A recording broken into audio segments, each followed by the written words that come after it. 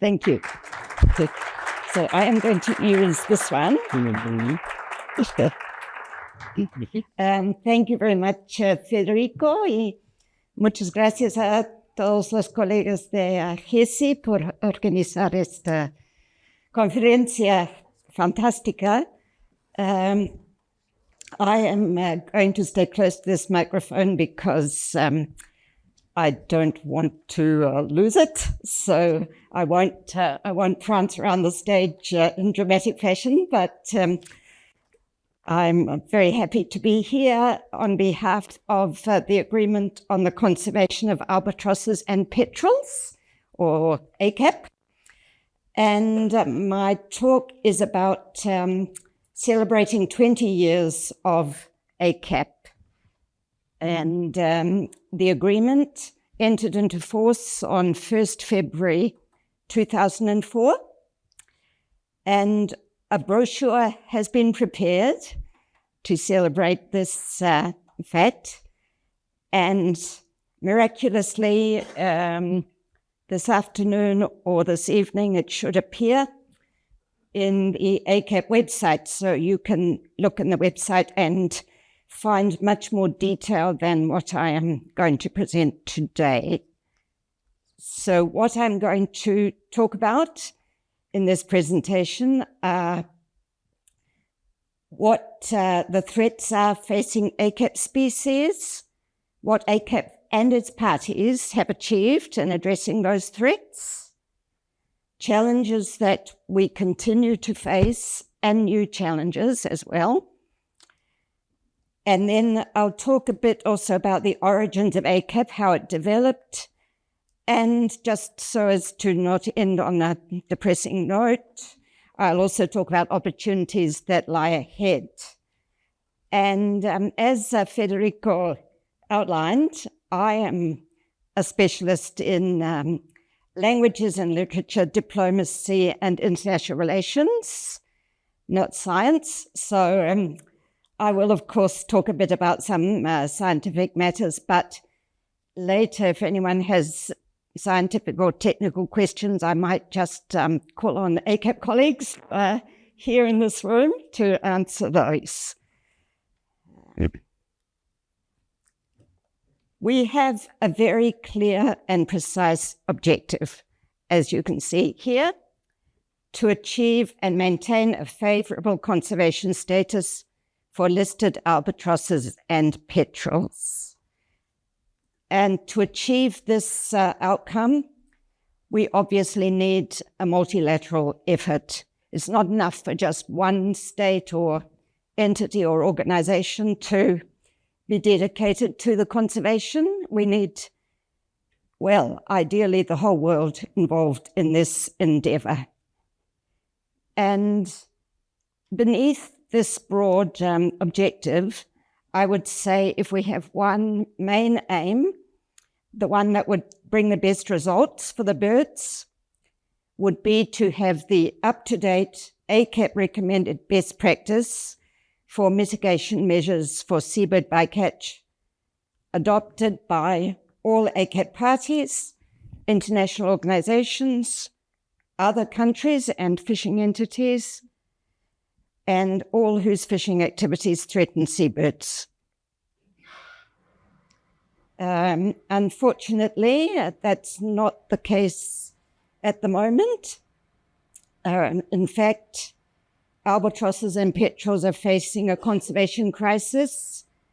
This was declared by a meeting, an ACAP meeting called the Advisory Committee in 2019. And you can see here this comment from BirdLife International about the seriously dangerous and critical situation of many ACAP species. So what are our species that we cover? We cover all the albatrosses of the world, but only some petrel and shearwater species, basically some that are highly migratory. And since I know this is a meeting with great interest in petrels, I'll tell you which ones we cover. Southern giant petrel, northern giant petrel, white-chinned petrel, grey petrel, spectacled petrel, black petrel, and westland petrel. And the shearwaters, we cover the pink-footed shearwater and the Balearic shearwater.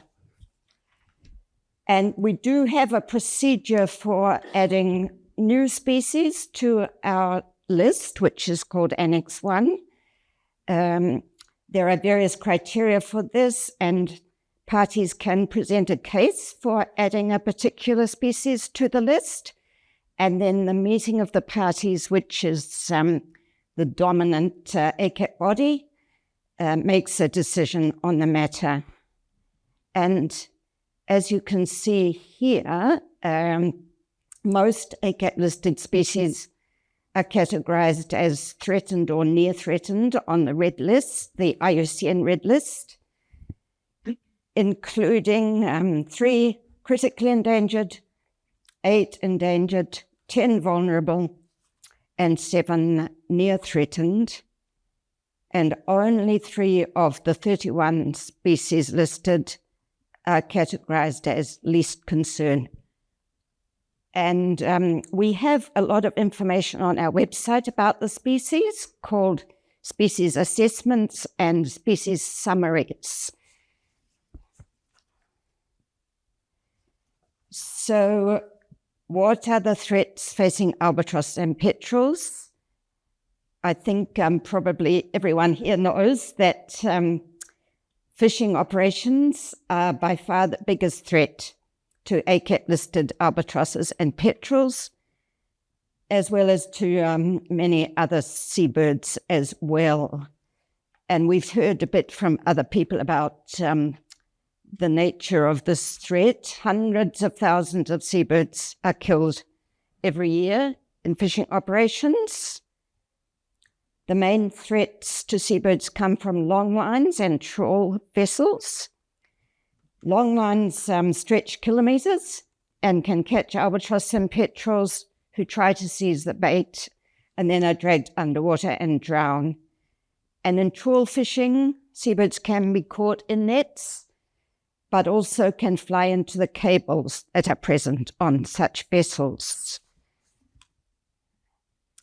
So this being ACAP's chief concern, of course, we do have achievements from the 20 years work and even earlier in addressing these threats. Most of the deaths, those hundreds of thousands of deaths, could be avoided if ACAP best practice was followed. And we have what we call best practice advice, which is regularly updated through research carried out by experts, members of ACAP working groups, and especially the best practice advice has been very regularly updated for mitigating bycatch in pelagic longline fisheries. So I have here a brief summary of some of the key elements of the best practice advice for pelagic longline fisheries, where we recommend a combination of 3 mitigation measures: bird scaring lines, night setting, and line weighting. So none of these operates perfectly by itself as a standalone method, which is why we recommend all 3. Though we do have some recently developed devices that can be used standalone, called hook shielding devices. And also another new method is the underwater bait setter, which has been trialled successfully in both commercial and experimental fisheries. And this involves setting the bait at a depth where albatrosses do not descend. And ACAP also recommends temporary closures of important seabird foraging areas, closures to fishing, so as to eliminate incidental mortality of seabirds in that area. Some other achievements which relate to fisheries operations are guidelines that ACAP has developed on electronic monitoring and on observer data gathering. And we have also engaged with fishing certification schemes, developing advice for standard reviews. For example, the Marine Stewardship Council recently updated its measures to include the need for seabird protection measures. So these are important because consumers obviously take an interest in the certification of a product, and it's good that the certification should cover seabird protection measures. Of course, those are not the only threats facing seabirds, and we've already heard a lot in this conference of some of the land-based threats, such as invasive species and other sea and land-based threats, such as plastic pollution. We've heard about the current avian influenza and its impact. Then, as the rest of the world, seabirds are being affected by climate change, by inundation of sites, of storm surges, and other reasons that people have discussed here. Then I'm going to go on to mention our priority populations. Yes, these are some populations where even if the threat does not appear under the IUCN as a level high enough to threaten all species, they can nevertheless be devastating for a particular population. And I know others have also talked about the importance of basically every population to the robust survival of the species. We've also heard quite a lot about eradication and restoration programs, so I won't say a lot about those here, but they are very expensive and very complicated because really they have to wipe out an entire pest population and not leave any left on the island. And these are some successful eradications: Macquarie Island, Antipodes Island, South Georgia, Islas Georgias del Sur. But others are awaited, which I will say a bit later. So apart from these achievements in tackling the threats, ACAP has other achievements to celebrate. For example, I think we can be proud of the fact that we are recognized globally as the preeminent source of expertise and information on albatrosses and petrels, especially those listed under the agreement. We've also got quite a high profile with UN bodies, such as the Food and Agricultural Organization of the United Nations and the Convention on Conservation of Migratory Species, the CMS. We have participated right from the start in an FAO-run process called ABNJ, Common Oceans Tuna Program. That's areas beyond national jurisdiction. This process in its first phase produced a global estimate of seabird bycatch in pelagic longline fishing in the Southern Hemisphere. And in its second phase, we are supporting a project to enhance the implementation of seabird bycatch mitigation measures. ACAP also produces population assessments which review the population status and trends of all ACAP-listed species by maintaining a global database. And as I mentioned before, producing a series of species assessments. Another achievement has been the development of a standard revised taxonomy for albatrosses, which has helped overcome several taxonomic disputes and has been widely accepted by nations and international organizations. We have developed a comprehensive online database on management of breeding sites, threats, population size, and bycatch. More recently, we have begun developing a communication strategy to highlight the conservation crisis, as well as to promote ACAP recommended best practice for addressing this crisis. And as we heard yesterday, ACAP also has developed guidelines on addressing the high pathogenicity H5N1 avian influenza effects on seabirds.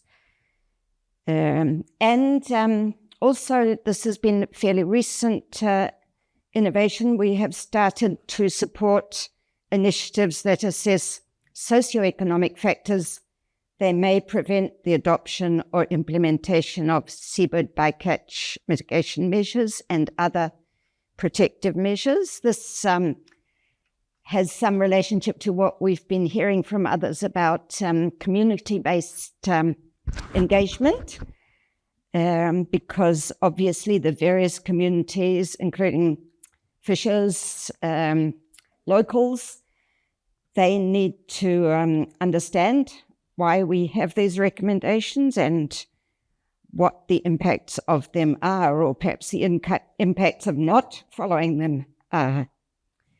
So we have a lot to celebrate, but we still have a lot of challenges as well.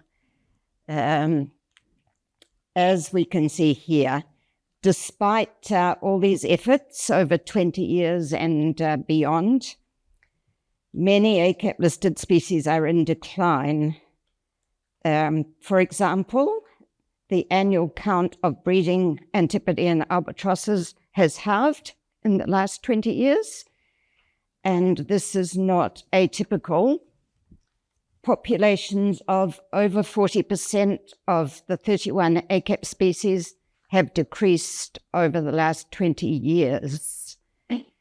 And we've heard this in some other presentations as well.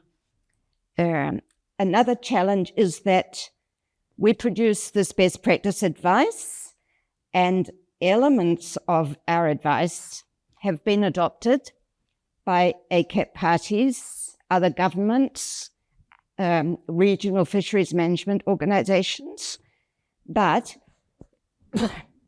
the development of these measures, or the adoption of these measures, seems to involve a time lag, and also sometimes only one or two of the recommended measures become adopted by an organization or a government. Another challenge is measuring compliance with the measures. Again, we've heard this from others. Some organizations and some governments require only minimal percentage coverage by onboard observers. So to know what is really going on is very difficult. And then a huge challenge is to bring other fishing states and entities into the ACAP family, ideally by becoming parties to ACAP, or at least active observers. And I'll say a bit further on about who are the ACAP parties right now and who we might like to encourage to join. As I mentioned already, eradication programs can have fantastic outcomes, but they are very, very costly and complicated. Diseases, as we know, are a real risk. And actually getting reliable and comprehensive seabird bycatch data and data to assess compliance with mitigation measures, those are not easy. Those are challenges as well. And in terms of our best practice advice and development of recommendations for mitigation measures, we are still working hard on developing measures for trawl and demersal longline fisheries, as well as for small-scale and artisanal fisheries. Though I did hear Javier Quinones presenting some ideas yesterday for small-scale fisheries. And climate change, as I mentioned before, is obviously a challenge as well. So going back in history, how did ACAP come about? In the 1990s, scientists in Australia and elsewhere started to express concerns about the impact on seabirds of longline fishing gear. And some discussions began as formally, as a trickle down from the Convention on Migratory Species, or the CMS, because that agreement encourages parties with concerns about particular species to form separate agreements for the conservation of those particular species. So in a way, ACAP is often called a daughter, or maybe now it's called a child of the CMS. Negotiations began, and after some rounds, the agreement was signed on 19th of June 2001, which we now celebrate as World Albatross Day. And as I said, entered into force in February 2004. So who are the parties to ACAP? I think I will read out the list. It's Argentina, Australia, Brazil, Chile, Ecuador, France, New Zealand, Norway, Peru, South Africa, Spain, the United Kingdom, and Uruguay. So it's a small group of 13 parties. Who can be a party? Any range state or regional economic integration organization can accede to the agreement, and probably everyone knows what is a range state, but the way it is described in our agreement is any state with jurisdiction over any part of the range of albatrosses and petrels, or whose flag vessels operate in the range of albatrosses and petrels. So you don't have to have nesting sites, but you need to be within the migratory range or be a fishing industry nation whose vessels operate in the range of albatross and petrels. So this includes a large number of countries of the world. Observers are also important to ACAP. So in our meetings, we welcome observers from range states and others, intergovernmental organizations. Some active observers over the past years and now include the United States, Canada, Namibia, Mexico. Mexico has attended some of our meetings. And we also have a very close cooperation from several NGOs.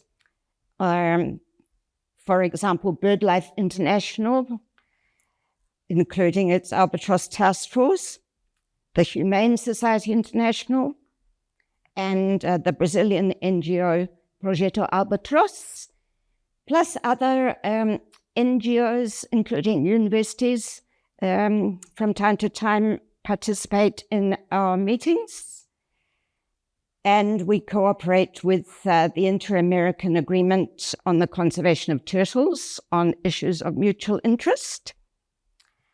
So all these people, governments, NGOs, scholars, and others, have contributed over these 20 years to the achievement of ACAP's objective.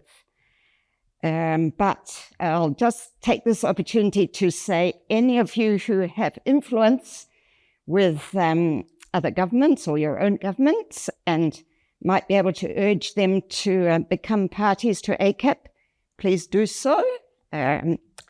We would love to see the US, Canada, Mexico join. Mexico, Hesse, a fantastic work here, and we heard from the Subsecretario that the government is very committed to conservation of albatrosses and petrels. So we'd love to see those North Americans in the agreement.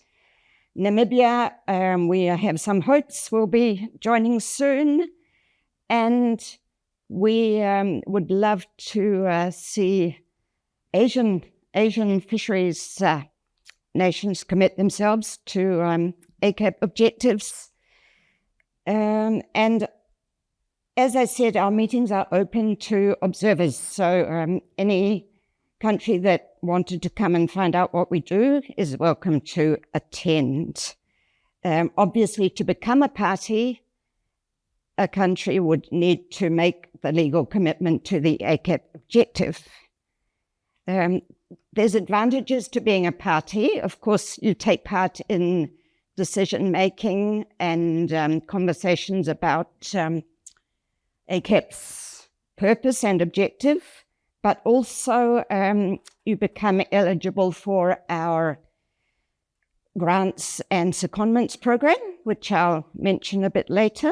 Is encourage, where relevant, encourage your neighbours and friends to join ACAP.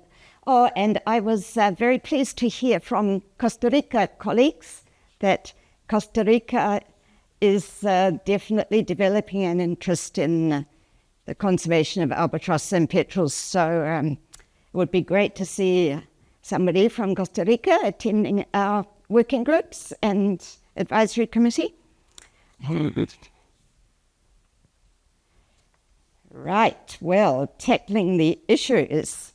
So, as I mentioned, all ACAP parties have, whether individually or in cooperation arrangements, set in place some mitigation measures based on ACAP advice, and many have adopted what might be called National Plans of Action, seabirds, but sometimes they have different names. And these often draw on the model established by the FAO in its International Plan of Action, seabirds. And I'll just describe a few of these plans. More are described in our 20-year booklet. So in Spain, there is a national strategy for the conservation of the Balearic shearwater. France also has a national plan of action for the Balearic shearwater. Argentina and Uruguay have a regional plan of action. This is a long name, to reduce the interaction of seabirds with fisheries in the area covered by the Treaty of the River Plate and its maritime front. Australia, Chile, and New Zealand have a plan of action for the Antipodean albatross. And in addition, those three countries proposed and had agreed by the CMS the adoption of a concerted plan of action on the Antipodean albatross by the Convention on Migratory Species This is useful because the CMS has a far broader range of countries than ACAP parties, and so the CMS have in fact several measures for the protection of seabirds. Chile is also cooperating with New Zealand on an initiative that was presented to APEC. That's the Asia Pacific Economic Cooperation Forum in 2023, called the Seabird Safe Longline Fishing Toolkit. Then Ecuador and Peru have a plan of action for the waved albatross. In Brazil, there's a national action plan for the conservation of albatrosses and petrels called Plan ACAP. Australia has, since 1995, implemented successive threat abatement plans for the incidental catch of seabirds during oceanic longline fishing operations. And we heard from our Australian colleague also about their recovery plan. And Chile has also adopted a recovery, conservation and management plan for the pink-footed shearwater.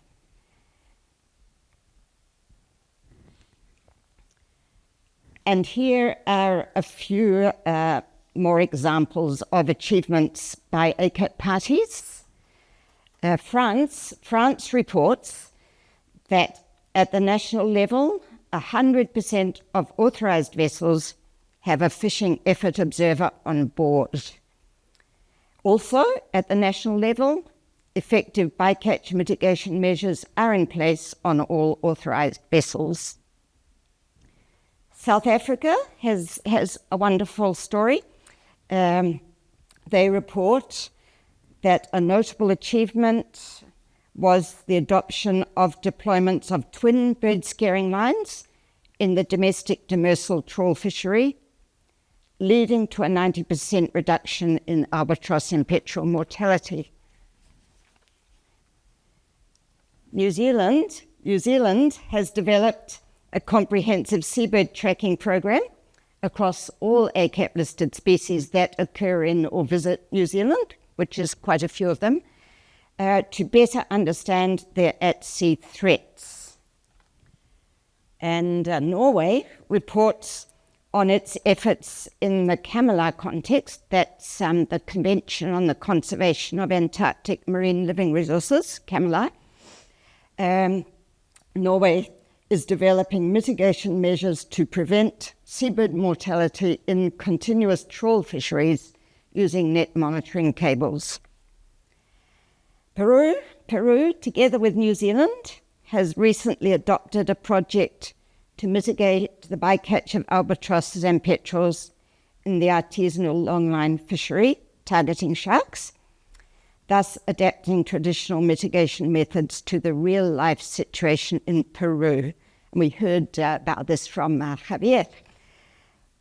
And then non-ACAP parties, we've already heard, so I won't go into detail on this, but we've heard about the Mexico and US cooperation on translocation of albatrosses from Midway to Guadalupe. Other countries are also involved in translocation processes, including Japan.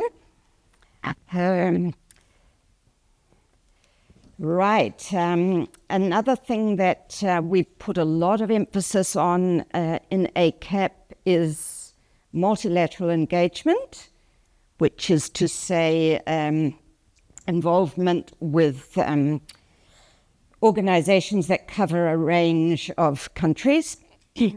These may be UN bodies such as the FAO or CMS, RFMOs, that's Regional Fisheries Management Organizations, and CAMLA that I mentioned.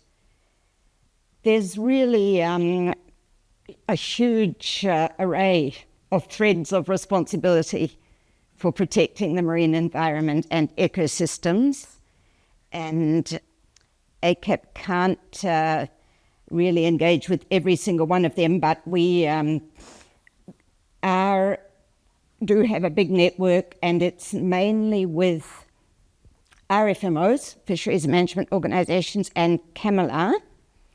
And with a lot of them, we have cooperation arrangements, and we have a strategy for engagement with these bodies, and this is regularly updated. These institutions have the legal mandate to adopt binding conservation and management measures. RFMOs, this trickles down from the United Nations Fish Stocks Agreement. So they have the legal mandate to adopt, and this is why we spend a lot of time within these organisations advocating for best practice. Now, this program is just for those who might be interested in the technicalities of how a small intergovernmental agreement works. Others might find that very boring, but basically our boss of the Secretariat, our boss of the agreement is the meeting of the parties, where all 13 parties meet once every 3 years. They make decisions on the budget, they make decisions on species listing, conservation policies, capacity building, and they agree the agreement's work programs. So the meeting of the parties is our most important body, but also very important and of great interest to scientists is the advisory committee, which meets 2 years out of 3 and is a technical and scientific body. It has 3 working groups that are listed here: Population and Conservation Status Working Group, Taxonomy Working Group, and Seabird Bycatch Working Group. And these groups are where, especially Seabird Bycatch Working Group and Population and Conservation Status Working Group, are where ACAP best practice advice is updated and other issues of the day are discussed, research is presented. They're very, very useful groups as part of the ACAP schema. And we present a vast collection of resources. These are all found on our website, and we are an agreement with 3 official languages, which is to say English, Spanish, and French. And so our official products are presented and published in those 3 languages. Some of our guidance we also produce in other languages, especially the fact sheets and other material that might be used by fishers. So officially we have 3 languages, but we also branch out into other languages as well. This is a list of our main products, but we have many more. And I said I was going to say something about our small grants and secondments program, which is part of ACAP's capacity building objective, meeting our capacity building objective. Capacity building is a key focus of ACAP and is a vital element in our operation because we're looking to the future, maintaining and augmenting our numbers and experts. So for a bit of data, over 20 years, we have funded 87 research and secondment projects, and at current exchange rates, the value of these total value is US $900,000 approximately. The grants and secondment programs, or rounds as we call them, are generally held in 2 years out of 3. And in 2023, we awarded 8 grants and 1 secondment. And you can see here a photo of Patricia and her colleagues whom you've also met here. Their workshop that they're going to be holding today is funded under one of these ACAP programs. Also here is Javier Quiñones, who is from the Instituto del Mar del Perú, and he has already described his operations underway under one of our grants. And there's also a couple of other people here who are recipients of ACAP grants. So this is another reason to join ACAP, because you can't get the grants without being or secondments without being an ACAP party. Right. Other capacity building activities under ACAP include those carried out by ACAP parties themselves and many other organizations, including NGOs, such as workshops and training sessions for local communities, fishers and officials. And this also ties in, of course, or correlates with the community-based efforts that we heard about yesterday. Right. Seem to have lost my ability to move on, as I shall need to seek guidance. Okay.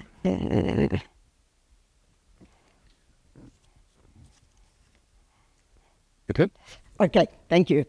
World Albatross Day. In 2019, ACAP's advisory committee decided that it would be a wonderful idea to celebrate albatrosses through a day. As you know, many species and ideas have their days. So we decided to establish World Albatross Day, which was inaugurated in 2020. And its date, as I mentioned, is the 19th of June, which was the day the agreement was signed in 2001. And not just ACAP, but ACAP parties, NGOs, and others who are not parties have grasped with enthusiasm the concept of celebrating World Albatross Day. And I encourage everyone here to do so, whether just in a small community or in a school or in a government, whatever, through just talking about ACAP, telling the media, using our resources, our posters, our infographics, our artworks. And each year we've chosen a theme. We haven't yet needed to start again with themes already covered. So in 2020, our theme was eradicating island pests. Then 2021, ensuring albatross-friendly fisheries. 2022, climate change. 2023, plastic pollution. And this year, coming up, marine protected areas. Right. Okay, next. Right, so just to conclude on a more positive note, there's a lot of promising initiatives and developments underway internationally or on the horizon, which we see as opportunities. For example, RFMOs and other bodies now have a stated commitment to take account of ecosystem impacts of fisheries. And these efforts have been, or could be, and probably will be, supported and supplemented by 2 new international instruments, which I think everyone has probably heard of. The Kunming-Montreal Global Biodiversity Framework of the Convention on Biodiversity, Convention on Biodiversity, or sometimes called the 30 by 30, aiming to achieve 30% biodiversity conservation coverage by 2030. And then the High Seas Treaty, or BBNJ agreement, which is not yet in force, but is well on the way to coming into force. And it will, among other things, give a framework for marine protected areas to be established more widely. The FAO Common Oceans Tuna Project I mentioned is now in its 2nd phase, and we are involved in that, as I said. ACAP, over the past few years, has, and I need to say this, ACAP parties are very involved in this, so it's not just ACAP as an organisation, in analysing the gaps between RFMO conservation management measures and ACAP best practice advice, and this is done individually for different RFMOs, and several are now reviewing their measures based on this advice, and we hope this will drive the adoption of revised and up-to-date conservation measures in many of the RFMO family. And of course, there is always the opportunity and the hope that more states will become parties to the agreement. And at the level of our parties, this is just a few of the opportunities and planned actions coming up. So South Africa has its very ambitious project underway on Marion Island to eliminate mice, and they are preparing for field operations in 2025.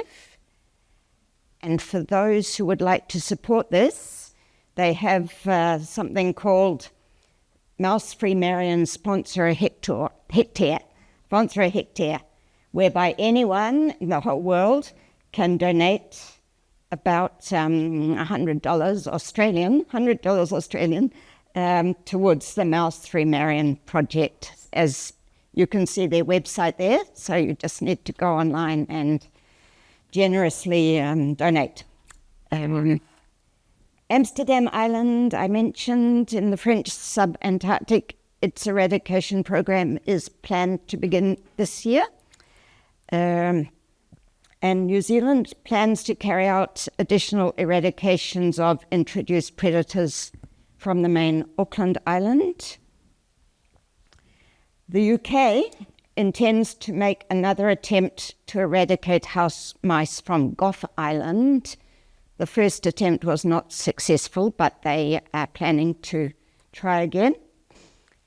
And then we look forward to the further development of regional and binational action plans for particular regions or species.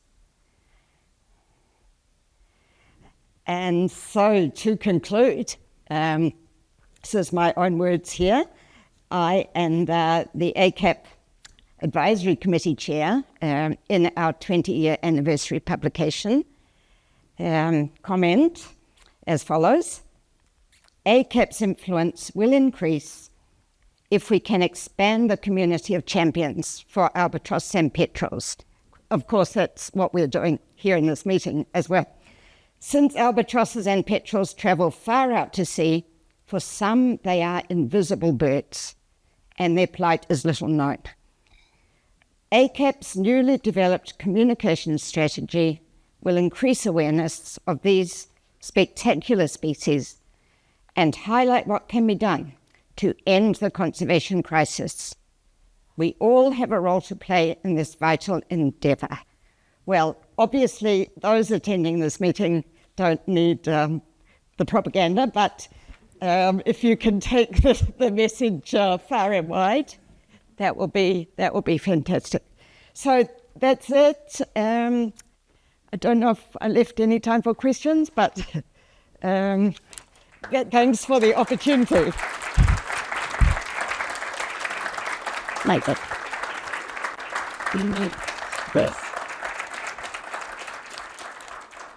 Well, thank you very much for providing us with this nice overview of the ACAP activities. Well, I can recognize the power of Albatross and also that the bycatch awareness began with Albatross. But there are now many evidences of bycatch, for instance, bycatch, but also the problem related to rats, for many shearwater species and petrel species. And they all are migratory species under the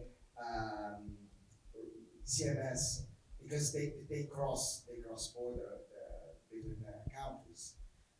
So why not include also these species in the ACAP? I think that they could benefit from the ACAP experiences and also they can benefit from what has been done with the governments. Okay, thank you. Well, as I said, we have a process whereby any ACAP party or group of parties can propose the addition of a particular species to our appendix, our list, and the criteria include that it obviously be a migratory species and suffering threats at sea. So generally, if it is not a migratory species and the threats are mainly on land at the nesting site, then this is a matter for individual countries. But obviously it would be a slow process to include large numbers of new species. But yes, there is a process whereby an additional species can be nominated, and then the meeting of the parties agree. And maybe Jonathan, our Australian colleague, can say a bit more about that, or wants to ask a question. No, you're quite right about the prioritisation approach. The parties have taken a great deal of time to look at the ways in which you can rank species by through prioritisation, considering the threats they face, and that's readily available. And so you can check where currently, across all coastal area forms, where your species currently lies. And we welcome in ACAP any further additional information that would see rise in the prioritisation list. And there was a review done a couple of years ago about all the pterodromes and suitable whales. And at that time, we were not yet convinced in ACAP that adding a group of additional species was going to be beneficial at this time in terms of international cooperation. But also, there is a move afoot from the CMS currently to consider, I think, 24 pterodromes, mostly to add them to the CMS listing. So I'd encourage you to go back to governments to check that your species are on that proposed list and to advocate for their consideration of CMS, particularly because you automatically move up the prioritisation of ACAP through a CMS listed species. Thank you, Jonathan. And I guess the other thing that I can say is that even if a species is not on our list, it can nevertheless, in fact, it's almost certain that our advice is relevant to those species as well. So our best practice advice and our guidelines can still be used in relation to species that aren't on our list.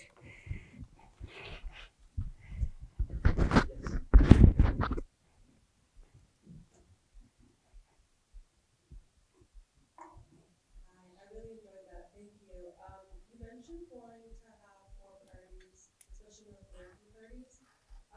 So I'm just wondering how one would go about advocating to become part of ACAP. Do you go to the government? Do you go to other researchers? What's the process? Sorry, I didn't hear very well there.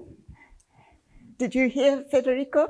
Yes, maybe you could Was repeat it. it not on? It was on, but it was, yeah, like just put it. Well, it was. Okay.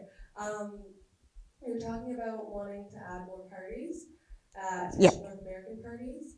And I was just wondering what the process is for the individual who would like to their country to become part of ACAP. Do you go to other researchers, government? What's the best course of action? Oh, right. To become parties, I'm just going to see if I can find the slide here, that one. Get this one, yeah. Yep. Have a look at this link here about how to join ACAP. So, of course, it's governments who make these decisions, but others, such as researchers, NGOs, general public, can all, through whatever system your country has. I mean, New Zealand is already a party, but just as an example, I know for a fact, having worked in New Zealand public service for a long time, letters to ministers from the general public can have quite a big influence. But basically, each country has to go through its own domestic political process.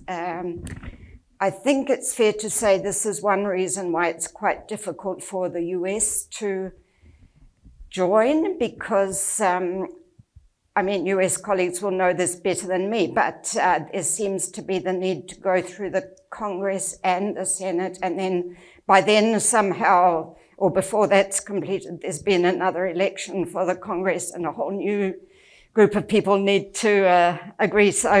So it's not an easy process, but in general, a country will need to make a decision in its parliament, in its ministerial cabinet, and will have to make sure that it has any necessary local legislation enforced before they accede to the agreement. I hope that answered your question. Yeah. One more question? If that's one. Yeah.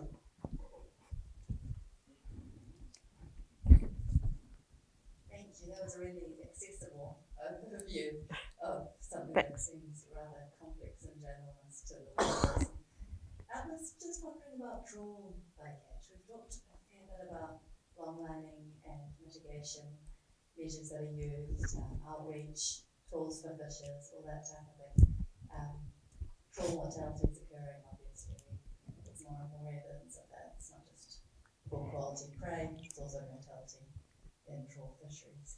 Is there a good bit of effort around resources, mitigation, best practice, outreach in that front also in ACAP? Yeah, I might call on colleagues. Is Dimas here?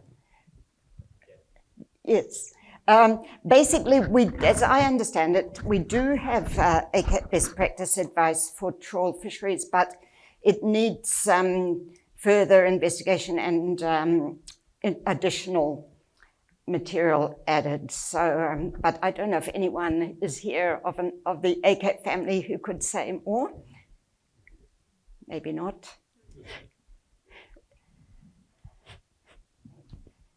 So ACAP has three best practice advice, one for pelagic longlining, one for commercial longlining, one for trawl fishing. And there's a lot of work being done over decades in terms of ways to mitigate, particularly collision collisions with warp wires or cables used by trawl boats. It becomes very hard on trawl boats to deal with that problem. One of the fundamental bits of advice is not to discharge offal while you're actually trawling, because that's one of the key things that attracts birds to behind the vessel.